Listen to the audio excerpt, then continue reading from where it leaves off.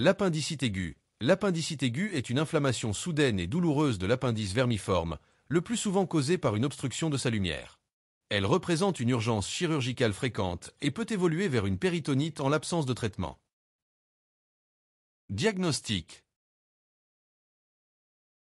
Évoquez le diagnostic devant. Une douleur abdominale aiguë, constante, spontanée, continue, siège au niveau de la fosse iliaque droite. Fréquemment débute au niveau épigastrique ou périombilical, d'intensité variable, sans irradiation.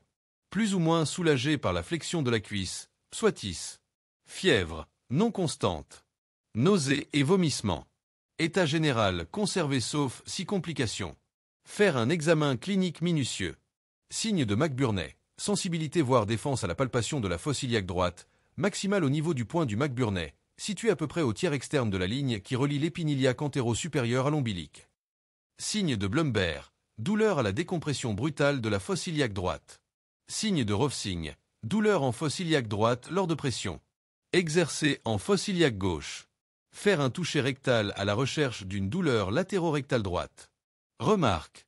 Attention aux atypies cliniques et les formes anatomiques différentes de l'appendice. Ne pas oublier de faire une chimie des urines pour éliminer une infection urinaire, comme diagnostic différentiel. Demandez. FNS. À la recherche d'une hyperleucocytose. Ionogramme. Si vomissements importants, à la recherche d'une hypokaliémie.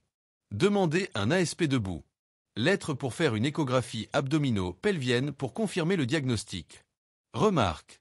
Les indications de TDM abdominopelvienne avec injection de produits de contraste. Si échographie non contributive. Si appendicite compliqué. Si évolution plus de 72 heures. Si sujet âgé. Si sujet peu échogène, obèse. Si le patient est en état général très altéré, ou le diagnostic est très probable.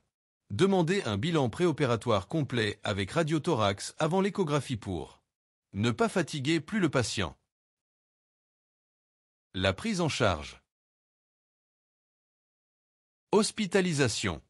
Notez les antécédents médicaux et chirurgicaux du patient. Notez la date des derniers repas. Mise en condition. Mise à jeûne le malade.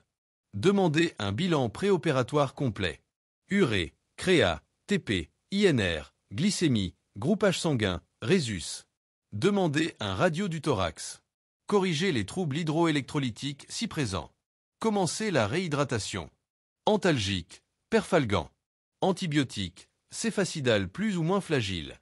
Traitement chirurgical, appendicectomie dans les brefs délais et traitement des éventuelles complications plus études anatomo-pathologiques systématiques.